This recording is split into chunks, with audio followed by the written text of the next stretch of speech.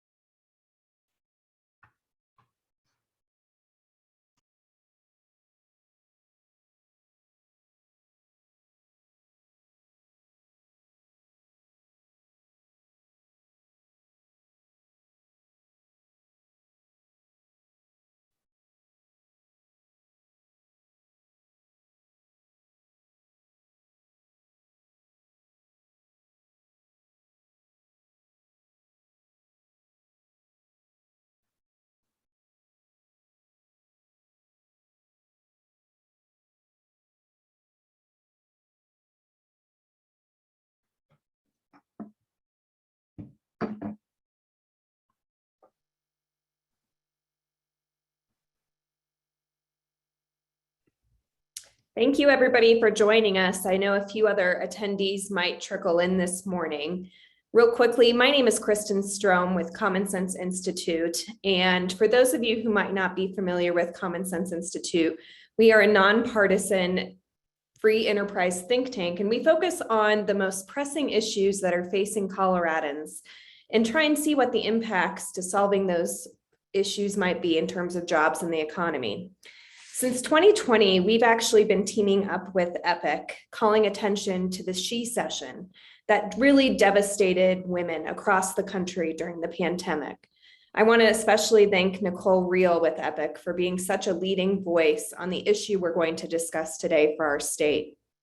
The project today and the release of the report, The Growing Strain on the Child Care Business Model, and the economic impacts and opportunities for improving affordability and accessibility has really been underway since that time.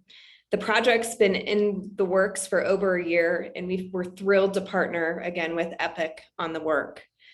Today, we're also partnering with Colorado Politics. Thank you so much to Vince and Luigi and the Colorado Politics team for putting this event together, managing all the logistics, and having this robust conversation today. If you do want to read the report, I'd encourage you to do so. It's actually available on our website, commonsenseinstituteco.org, and you can download it and find it today. I want us to think back to the pandemic. Not many of us like going through that exercise, but what seemed like overnight, 4.5 million working moms across the US left the workforce.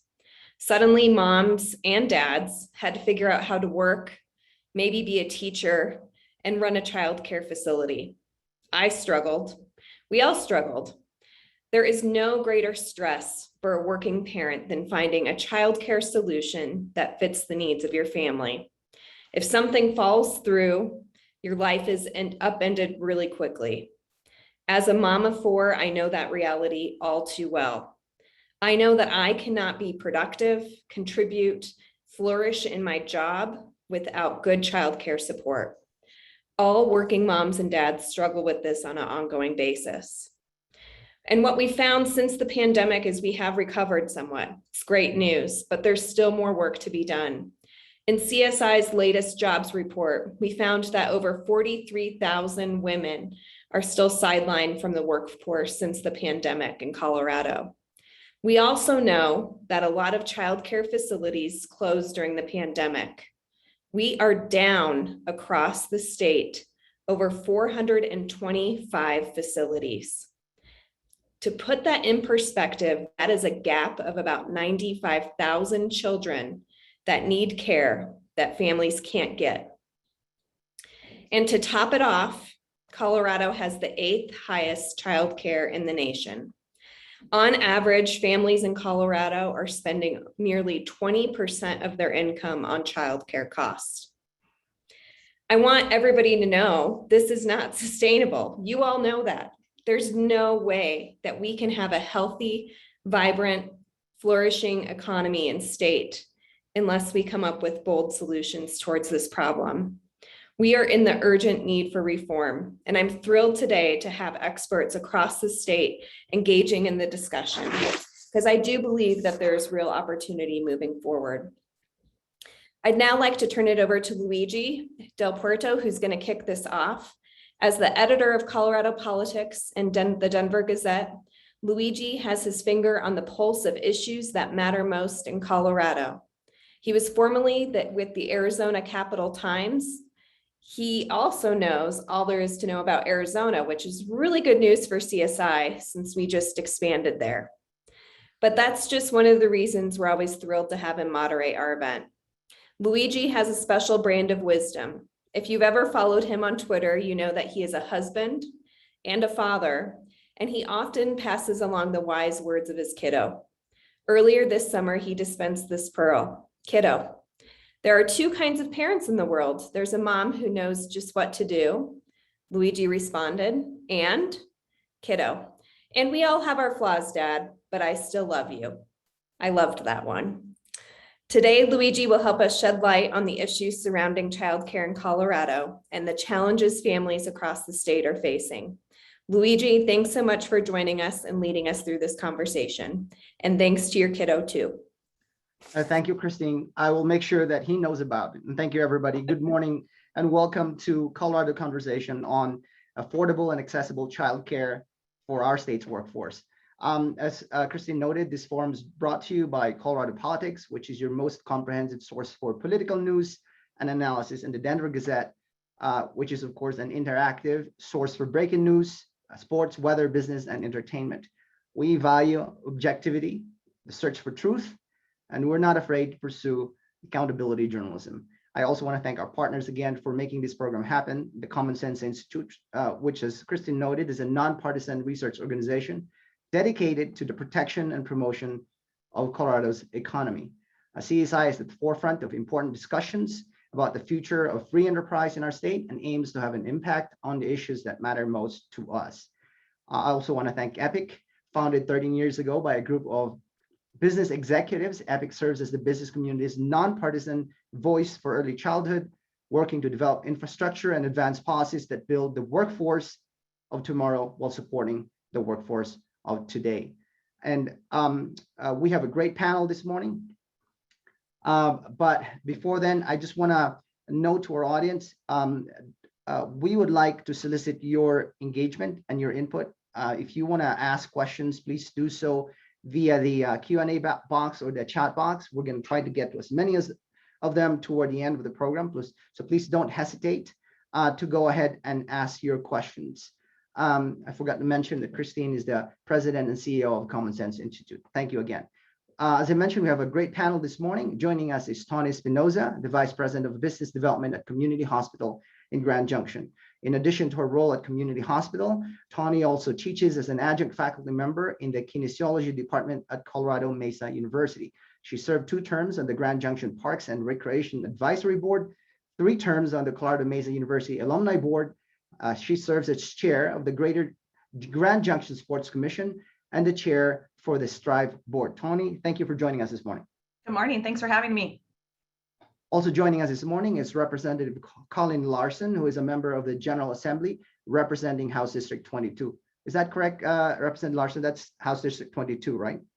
Yep, it's correct until November. Thank you. Great to be here.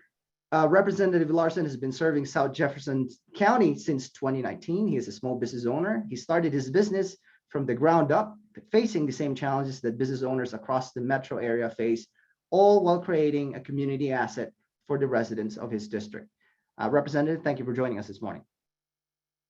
Also joining us is Pat Myers, who is the Chief Economic Recovery Officer and Executive Director of Colorado Office of Economic Development and International Trade.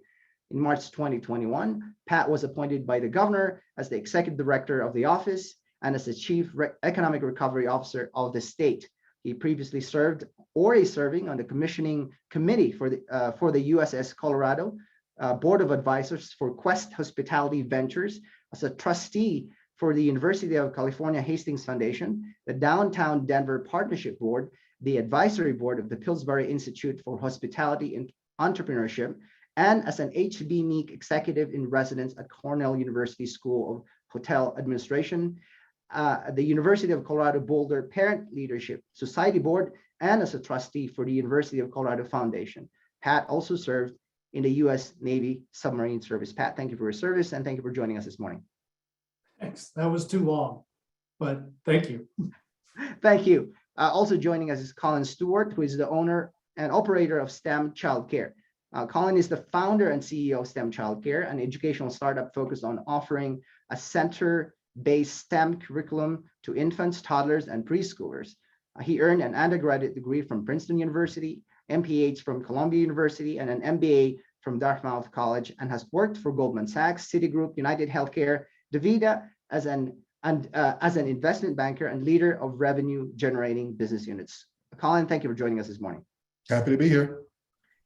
Also joining us this morning is Jansen Tidmore, who proudly joined the Jeffco Economic Development Corporation in May of 2020, ushering in the 65th year for Colorado's oldest economic development organization. And in January of this year, the Jeffco EDC board added the West Metro Chamber and Leadership Jeffco to their organizational umbrella. He's a graduate of Auburn University with a Master of Public Administration. He joined in 2011 the Dothan, is that correct? Am I pronouncing that correctly? Yes, Dothan Downtown Redevelopment Authority. Thank you. And as executive organization of the organization, and in 2017, he took the helm of the newly formed Spartanburg Downtown Development Partnership. And in December, in 2018, his role was expanded as Executive Vice President of Corporate and Urban Development for the Economic Futures Group. Jansen, again, thank you for joining us this morning. Thank you. Happy to be here this morning. And also joining us this morning is Nicole Reel, who is with Epic, and Nicole will provide us with the closing remarks at some point, closing remarks at the end of the program. So Nicole, thank you for joining us as well. Thanks, Luigi. As I mentioned, we have a great panel this morning. We have a big subject to talk about. Let me just start with Colin Stewart. Sir, tell us what the situation is in your childcare at the moment. I want to know, for example, how many children you're serving, what is your capacity? And I guess more importantly, because when we talked this morning, I think you mentioned your capacity is at 75%, nothing to do with the demand. There's plenty of demand, a lot to do with your inability to staff up. 100%. So I have a large childcare center located in Castle Rock. We have a capacity of 164 students. As Luigi said, we're roughly at about 75% capacity at the moment, but demand is very strong. It is staffing that is our biggest challenge, right? Staffing, retention, training, and productivity are really our biggest challenges right now, right? Before the pandemic, productivity was much higher than it is now, even though we've given out substantial pay raises. So labor as one of the cost drivers in the industry has increased 25 to 30%. We have to staff more educators on the premises at any given time because of the number of call outs we're experiencing, right? On any given day, 10 to 20% of our staff will call out for a variety of reasons, including COVID. So I'm sorry, you're saying that you mentioned a couple of things there, but you're saying that 10 to 20% of your staff will say, like, I'm sorry, I'm not going to be able to work today for any variety of reasons, including getting COVID-19. Correct. And you said that when you mentioned that the problem is hiring people, I'm presuming the reason is that you're competing with, let's say, the fast food chain across the street. Can you tell us a little bit more about that challenge that you're facing?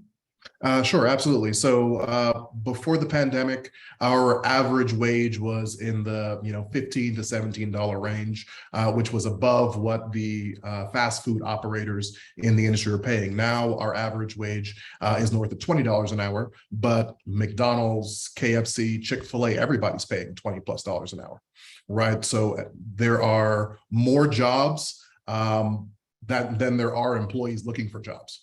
Right. So the mentality that I need to keep this job, it's kind of falling by the wayside, right? Because there are so many jobs available, right? If this job doesn't work out, I can just go and get another one, and I'll make the same money that I previously did.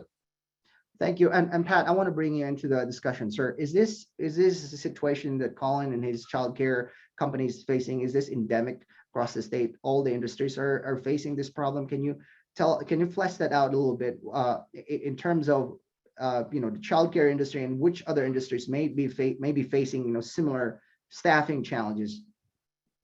So I think Colin nailed it. It is, I do think it's pretty broad-based. We have, like the United States, we have 2 open jobs for every unemployed worker. We definitely have both a geographic and skills mismatch, because we have people who are looking for jobs, they can't get jobs, and we have industries that are looking for workers, can't find workers. We see that probably mostly in hospitality, healthcare, and childcare. And just to frame it a little bit, Luigi, in childcare alone, there are 8% less childcare workers than there were pre-pandemic. That's 1,300 people just in the state of Colorado. So you can see that is just an indicator of the scope of the problem that the state is facing in childcare. And as you said, that's beyond childcare, but it certainly is hitting the childcare industry. And I imagine, Pat, just really quickly, 8% fewer, 8% less than before the pandemic. I would imagine because during the pandemic we shut down a couple of things. Most people decided to work remotely, and so at that point there was no need for childcare for many families. Is that situation just sort of perpetuated itself? Is that what happened? So I think it's a combination of things. First of all, childcare, like you were mentioning fast food, and I came out of the fast food industry, fast casual, before I started in government. It's a low margin business, and at the best of times, it was probably on the edge of profitability, where when you started to lose customers, you didn't have the wherewithal to stay in business. So a lot of the mom and pop childcare facilities, and probably a lot of the institutional ones as well. I'm not a childcare expert, but I think this is across the state, just could not hang on and stay in business, much like restaurants and other parts of industry. And you had people who were either weren't working at all or were working remote and no longer needed childcare services. Although I will say that has completely shifted.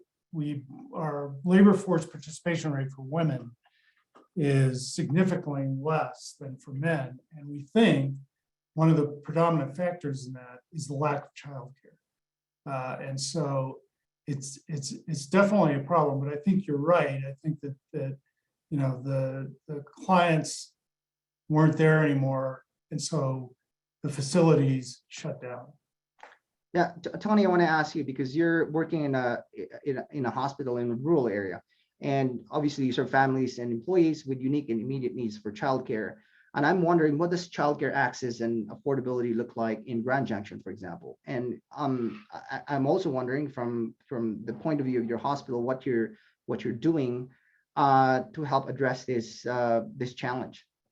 Yeah, so a few years ago, our community really looked at what childcare was in our community, how many slots there were, and it was determined we are actually 4,000 slots short for a community of our size, the entire valley, which ranges from Fruita to Palisade and includes Grand Junction. So we know that some of the waiting list time are upwards of a year to a year and a half. The affordability of childcare, as you mentioned, is astronomical. And when we have, as Colin mentioned, some of our lower wage earners almost having to spend half of their income on childcare, they just decide and determine to leave the workforce. And that's exactly what we saw happen. This was really heightened during the pandemic when schools and childcare centers were closed, yet our employees were continuing to have to come to work every single day. And that really heightened our leadership and the awareness of this issue. And so what we are now doing is we are building an on-site child care center that will have 100 slots. Our employees will have the first right of refusal to those slots, and any remaining slots will then be open to the community, hoping to lessen the burden of childcare in our community. The second piece of that is we are working with our foundation to fundraise and create an endowment so we can have sliding fee scales for our lower wage earners. So you have a hospital, and now you've decided we need to offer our employees a childcare setting within is it within the campus or very close to the campus? Yep. So we refer to it, it's in our backyard, right? And so when you think about what kids are doing, they're out in the backyard, they're having a great time, they'll be home at dinner time. And so that's how we have been affectionately referring to it. So it's within walking distance, it's just off our south side of the campus. Got it. And I want to go to Representative Larson at the moment, but I want to ask just Jensen, how is this problem manifesting in Jeffco County? And you know, I think a lot of the viewers here who are watching are parents. You know, I had to go bring I had a difficult time finding childcare, you know, after school childcare for my kid. And that meant that instead of having to pick him up, you know, 2 hours later after school, I had to go pick him up in the middle of my work and kind of scramble that way. You know, thankfully I have a job that allows me a little bit of that flexibility, but I want to go ask Johnson what you're seeing in your community. Yeah, you know, as economic developers, what we're really looking at is that workforce number, which is defined by the number of residents that are active in the workforce or actively seeking work at that time. And what we saw was this dynamic between the pandemic itself and childcare and the cost and the availability of it, is it put these households at a decision point. It made them have these conversations of what the value of that job is versus what they're giving up on the other end to make that childcare happen or to have these other aspects fulfilled. And we saw a lot of our qualified talent and workforce leave the market. In fact, in 2020, 5% of our workforce, that's not a small number, 5% in Jefferson County stepped away from the workforce, no longer in it, no longer pursuing jobs.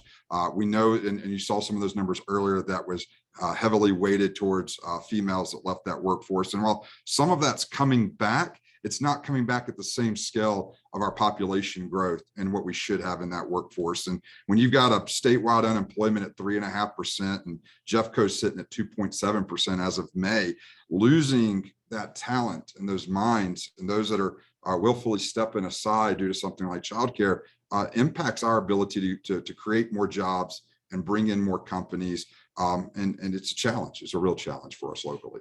Yeah, I can imagine if your economy loses 5% or 5% of the eligible workforce is not working, that's a lot of productivity that suddenly is no longer available to your, to the state, for example. And talking about the state, Representative Larson, sir, can you kind of describe to us how the state, from your point of view, has addressed, confronted this childcare challenge? Thank you. Well, so for folks that pay attention to the legislature and operating in this space, obviously the creation of the Office of Early Childhood was kind of a watershed moment, which is, I wouldn't say that's a completed thing. We've passed the authorizing legislation, which I was fairly involved with. Ultimately, it was Representative Sirota and Garnett that carried that piece of legislation through. And we are implementing right now. But for all the reasons that we've heard from all the panelists today, there's a tremendous workforce need. There's also a tremendous potential upside for K-12 preparedness, early literacy, mathematics. The numbers are, and the data is very compelling. If we can retain the gains made from early childhood, we have an issue there, but that's more of a K through 12 issue. But that was my real excitement in getting involved with this. So Office of Early Childhood getting stood up. They're doing a number of things. But first of all, there should be a tremendous amount of money available vis-a-vis the nicotine tax that was passed by voters the last election to hopefully help address some of these staffing issues, if for no other reason, just making the overall ecosystem more flush with cash. So we'll see. We're definitely in a transition period, here where we're getting these new programs set up. Hopefully there'll be, because of all of the additional investment, there'll be better infrastructure pipeline for getting employees trained, getting people properly credentialed. I saw in the Q&A there was a question about on-the-job training. I do think that's hopefully something that the administration looks into, finding that right balance between credentialing, but also getting people into the system, getting them on the workforce. Obviously, you don't want to cut corners when it comes to safety or background checks, but in terms of on-the-job training, getting people in the door, and alleviating some of these staffing issues that Colin was talking about, I think would take precedence to perhaps making sure that they get some kind of credential before they enter the workforce. So there's a lot of moving parts to this, and we are, from the state perspective, we're just at the beginning of it because, like I said, Office of Early Childhood just got set up this summer, and we're still a ton of moving parts there. Thank you for that summary, sir. And I think there's about $465 million that went into childcare investment. And there might have been more, but that's what I can find that we have reported on in terms of just investments and grants. I want to ask Nicole about that. There's a ton of money that's going into the childcare industry. I think earlier in the year, the governor allocated about $100 million also into the childcare industry. What two questions for you, ma'am? What does that money mean for your industry? And also the second question is, if I were looking for a job and one of the options is going into childcare, and the other option is going into a fast food chain, and the pay is, Colin Stewart noted, it's comparably the same. Why would I go to a childcare setting? If you can tackle those two questions, that would be awesome. Yeah, thanks, Luigi. So I think first off, we saw some really landmark investments in legislation this year to support early care and education. Certainly, the $100 million bill that came out of actually the Economic Recovery Task Force was, really going to be instrumental in helping us keep childcare businesses afloat here in Colorado. When we look at the data compared to other states, Colorado has actually done a better job of retaining its childcare industry and supporting those businesses and staying open. We've seen a lot of other states actually have drastically more losses in terms of those closures, unfortunately.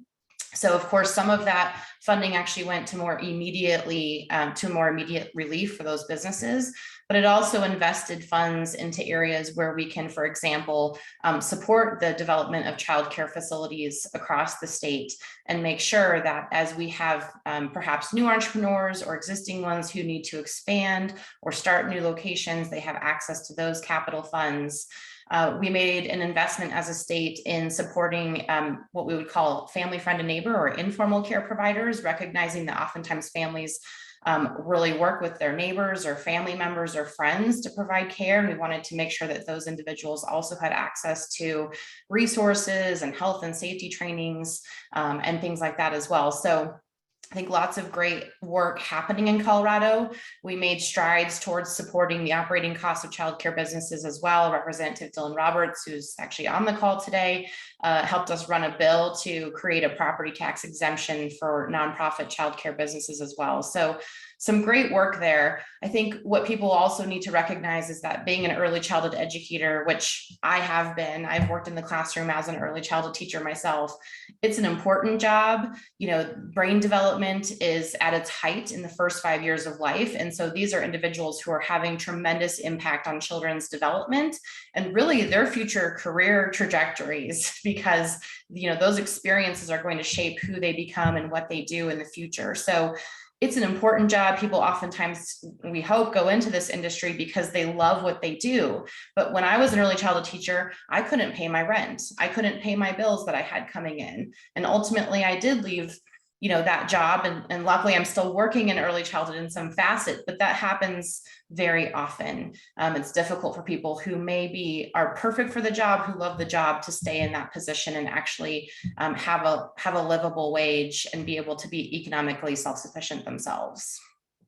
You know, I do want to note also that it's not just any childcare. I think it's a childcare that is an excelling childcare environment. I can kind of attest to that. Of course, anecdotally, my child has always been in childcare. My wife and I, we both work. And so he's been in childcare since he was, I think, 6-7 months, something like that. And so he grew up in that environment. I can tell you that it's really helped him a whole lot because it's an excellent center the way we have it in Arizona. I'm presuming that's the case here as well. But Colin, Nicole mentioned the fact that, you know, it's hard to hire. It's hard to retain people because you're competing with other industries that may be paying more. What's the solution to that?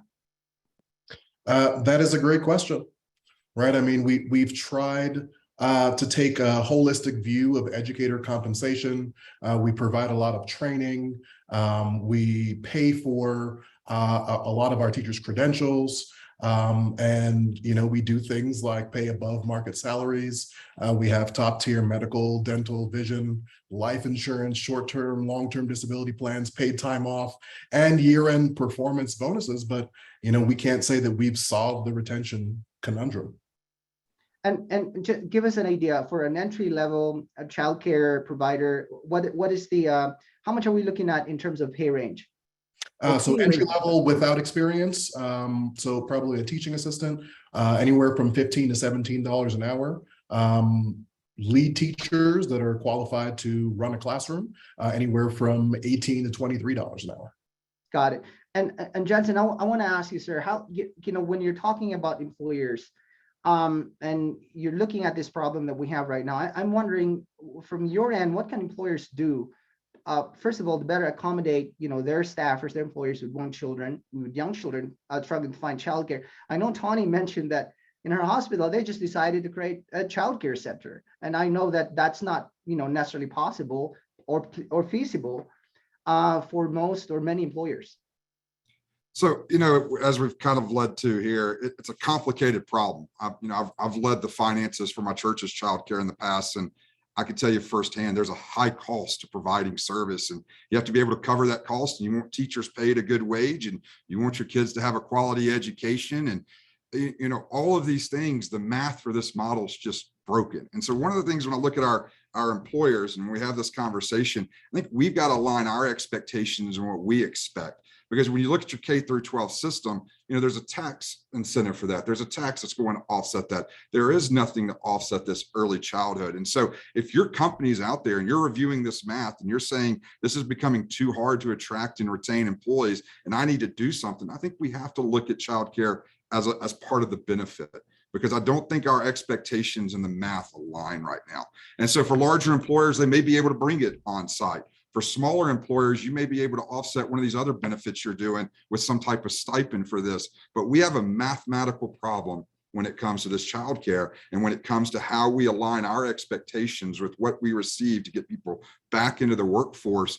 And we've got to be more creative with our solutions on that. And that requires all of us to participate. There's not one group, there's not a government, there's not a nonprofit, there's not the private sector, there's not more childcare facilities. None of those in isolation are going to fix this problem. So you're going to have all that to the table. So if it's really an issue and our companies are saying, I really can't retain and attract the talent, then I would say, let's step up and have conversations about some creative and realistic ways that we can bridge this gap through benefit programs, because the math just is a problem.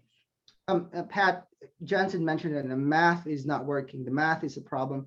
You're looking at this from the state level, a macro level, if you will. And I wonder if there are any incentives, innovations, or efficiencies in regulation that have been utilized in other industries, for example, that you think might be helpful for the childcare business owners in the industry, just broadly speaking. Well, first of all, I think that the governor and the assembly looks at this sort of broad-based. And so there are a lot of programs, for example, free kindergarten, preschool, that is both kind of a childcare initiative, but also a child success initiative, as Nicole was talking about. So those initiatives are in place already, but also childcare is something that the state has focused a lot of attention on. We have, not only did we create the Department of Early Childhood, and we hired Lisa Roy, who is our new director for that, but beyond the federal stimulus money, which was probably all told closer to $700 million, the state has, and thank you, Rip Larson, for being part of this, has put into place quite a few incentive programs, including programs that create apprenticeships, certifications, financial backing for employers to open childcare centers, and many more. I won't belabor it, but I do think it's pretty top of mind for the state. I also think it's not the easiest thing to solve, because what you're trying to do is bring people into the workforce that, as Jansen was saying, are not in the workforce right now. And that's not the easiest thing to do. But again, we're trying to tackle that. We have a program that came out of House Bill 1350, and I believe Tani is going to be part of that. She may not know that yet, but I think she is. Pat just volunteered your Tani, so just so you know. Okay, got it. Yeah, she's going to be great. But that's $90 million that we're going to put into regional training programs, where we're going to go into regions of the state and say, what does industry need? And I can almost guarantee you that the top of the list is going to be healthcare, educators, and childcare. And then we're going to issue grants to educational facilities, whether it be higher ed, community college, certification programs, apprenticeships, whatever, to teach the workforce in that region, so that you now have skilled workers who, as Rep. Larson talked about, we're not going to cut corners on safety, and we're not going to deregulate the childcare industry. We have tried to look at the regulations, and we always do that to make sure that we're not over-regulating. But we're going to make sure that safety is top of mind. But get the workers that the industries need, including childcare, and hopefully start to tackle the problem. Thank you for that, Pat. And of course, when you mention regulation, you're keep in mind that you're dealing with a vulnerable population. This is our children, and that's the parameters that we're working in. Representative Larson, I want to ask you, sir, because the state has injected a ton of money into the childcare industry. A lot of that money is federal relief money, if I'm not mistaken. We're not going to have that money again in 2 years. Much of that money has to be spent by 2026, something like that. So maybe it's distributed, but in any case, it's a big amount. And so you're potentially looking at, correct me if I'm wrong here, a potential fiscal cliff, if you want to put it that way, when that money runs out. And I do wonder what is on tap. What do you think is what might be in terms of funding what the state might do to kind of anticipate that fiscal cliff and what the state might do to confront that as well. Yeah, so thank you for that question. So we'll see, again, the Proposition EE projected revenues are supposed to backfill that cliff. You know, we had so much federal money for COVID relief that was injected sort of as a startup, to kind of jumpstart some of these new programs, as well as to stabilize the existing marketplace. I think in the most rosy scenario, there'll be a fairly seamless handoff where projected revenues collected from the EE nicotine tax will basically be able to do a seamless handoff once we do run out of those COVID dollars.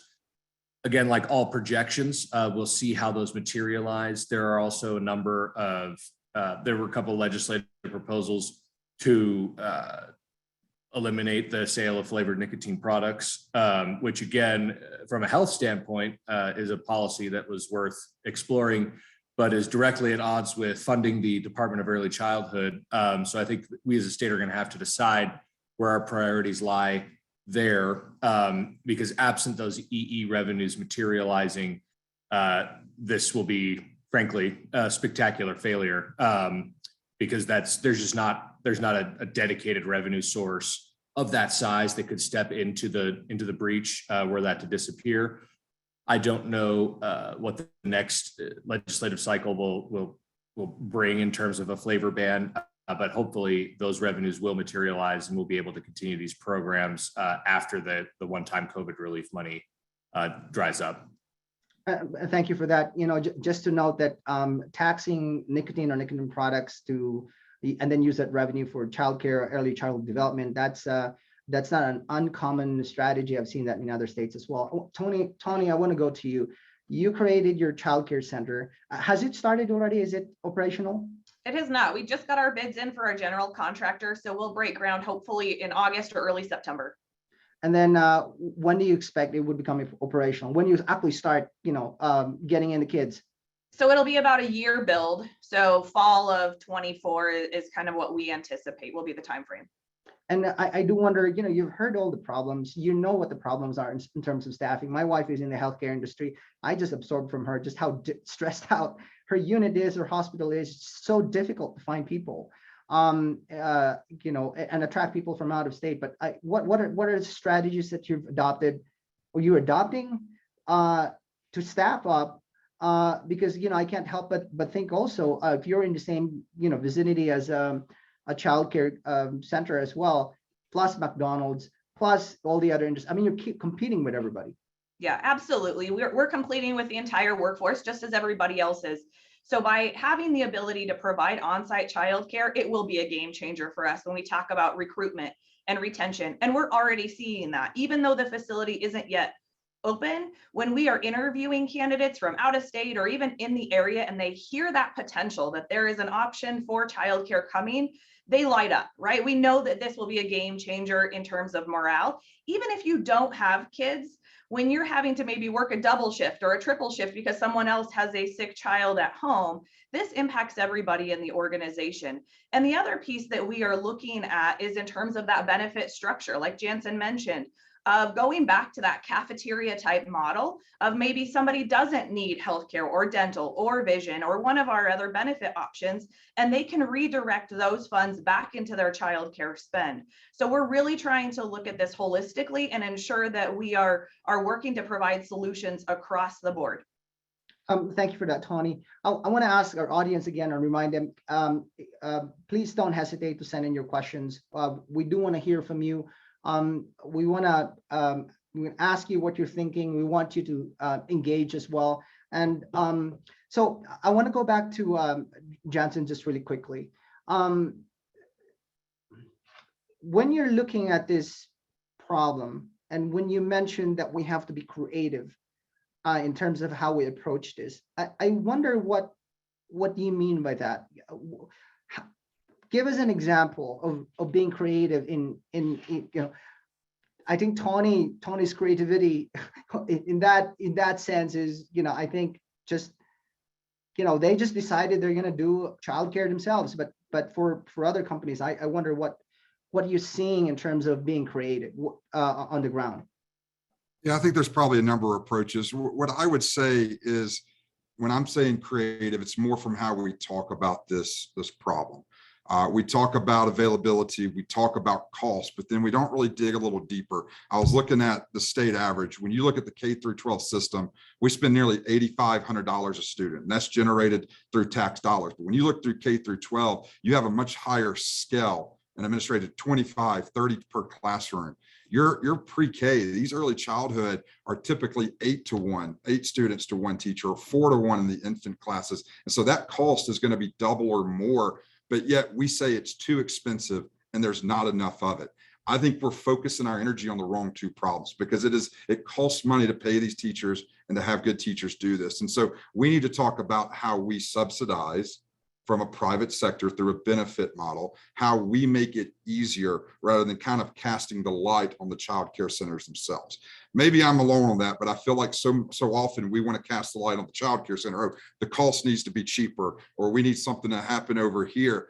But really and truly, again, having sat on the finance side of that, the margins are super, super thin. So the conversation needs to be is, what can I do to make this easier for my employees? What can I do to make this attractive to my employees? What can I do? And look, my household was hit by this as well. My wife is a master's of early childhood education. The pandemic came along. Guess what? She stopped working to make sure the kids were taken care of. She kind of liked not working. And when you look at the pay, and Colin, this isn't a knock, but that 18 to 23, I mean, you have to really look at what you're giving up on the life side of that to say, what is my cost to re-enter that workforce? She's not re-entered that workforce. And I think there's a lot like her out there that said, my priorities have changed. I got a taste of something different.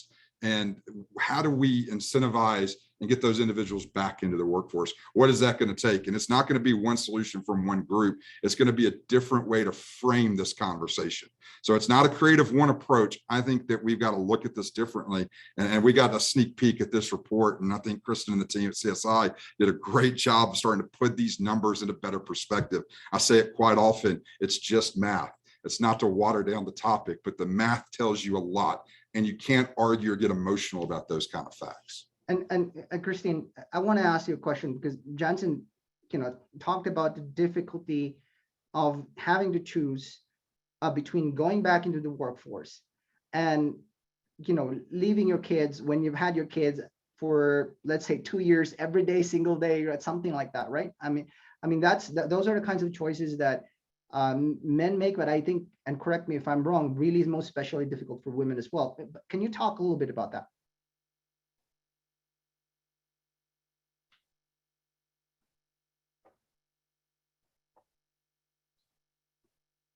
Christine, can you hear me okay?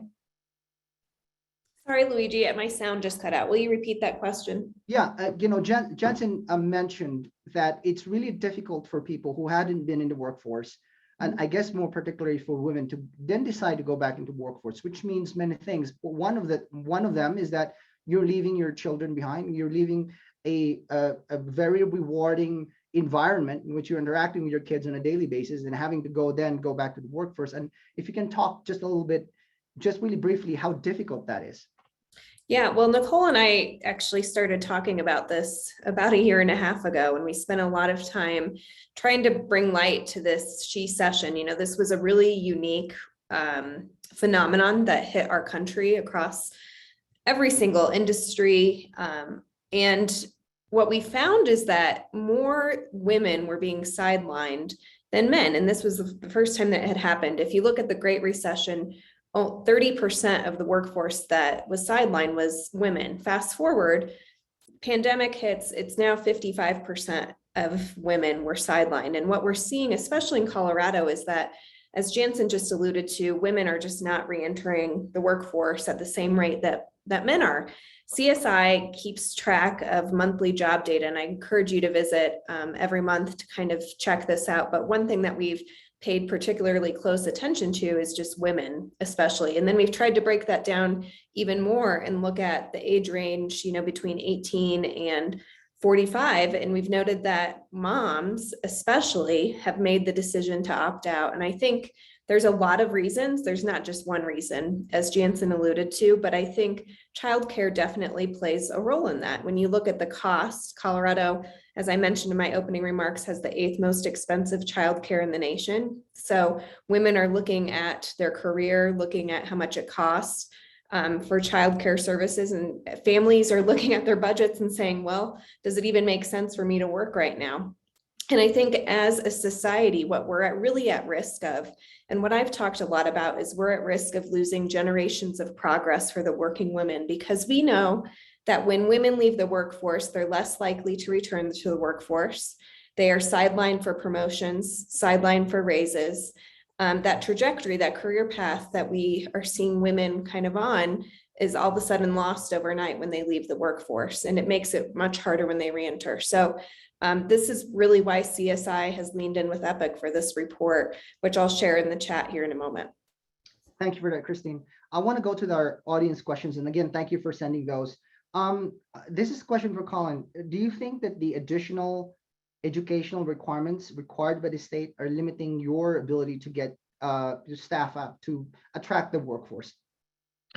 I'd say yes and no. I think it's a bit of a challenge when people with no experience that are looking to break into the industry come and interview with us. But we spend a lot of time training all of our teachers, giving them the tools to be successful. So overall, I think the regulations are less burdensome than they were in the past.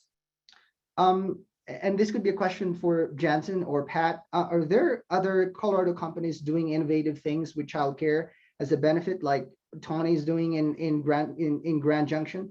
Any other company that's kind of doing this kind of innovation, Pat or Jansen? Go ahead, Jansen. I'll yield to you, Pat. Go ahead. I think the answer is yes. I think there are companies that, and the state does incentivize this, are taking unused space and as Tony is doing, building childcare facilities within that space. And that's just because they realize that's going to be hugely attractive to either retaining or getting new employees. There's also a state program, revitalization program, where we go in and look at projects, and this is statewide, this isn't just the metro area, but look at projects, unused or underused buildings, and we do multi-purpose rehabilitation. So that often includes childcare. It's also housing and arts, but I think almost all of the projects don't hold me to that, but I think almost all of them have included childcare as well. Thank you. This might be a question for Tony.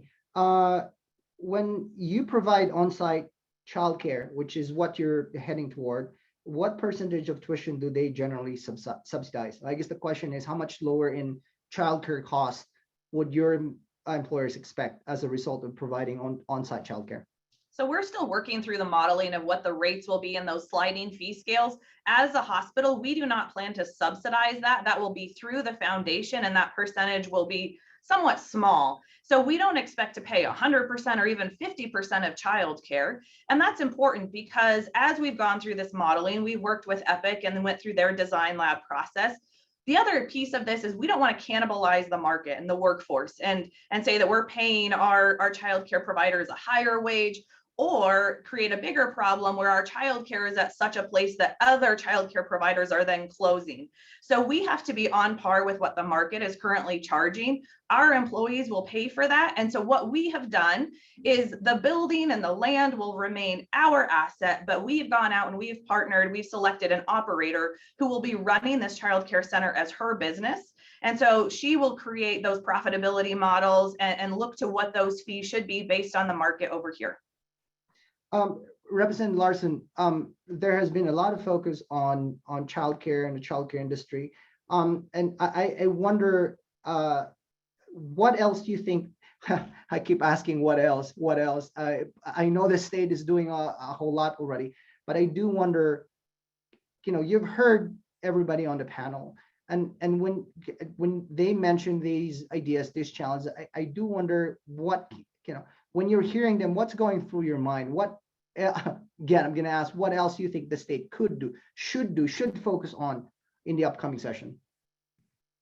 Yeah, honestly, I'm more of a fan at this point, frankly, of allowing all of the things that we've placed into the pipeline to come to fruition. I was also noticing in the Q&A question about income tax credit. We actually passed a bill last year. I was looking that up really quickly.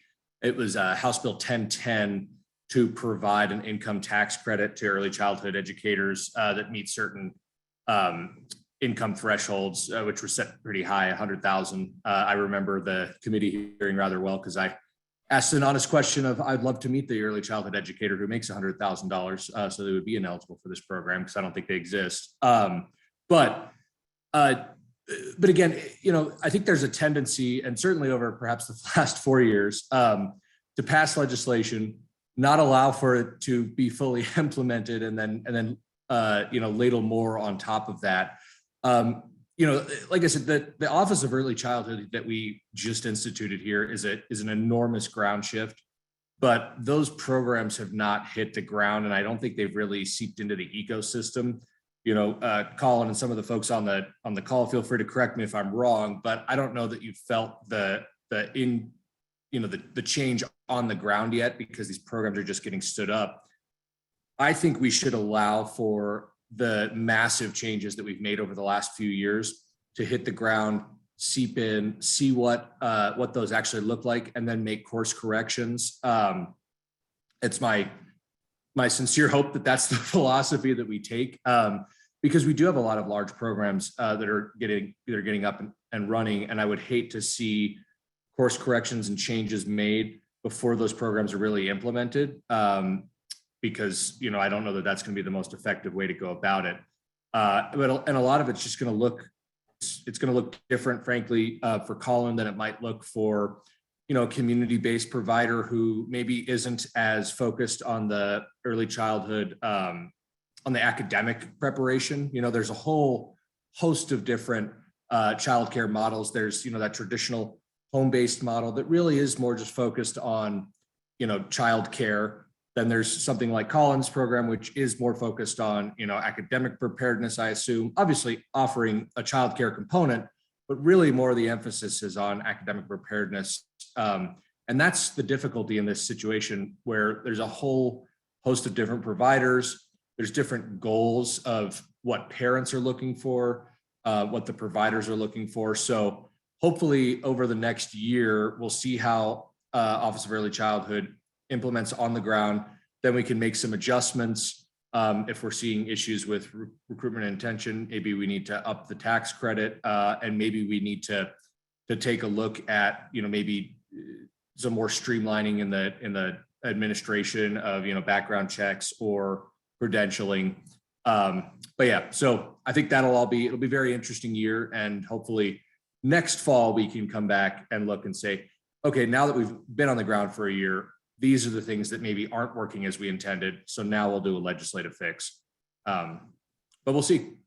Thank you for that. You're asking really people to be just a bit more patient, and that's hard, but you're also asking people to let this play out. Let's play the long game, if you will. And hopefully when we come back here, next year, we'll have this conversation again next year. Hopefully by this time next year, we'll have solved our challenges, or some of them now, and we'll have different challenges next year, and hopefully better positioned to also address them.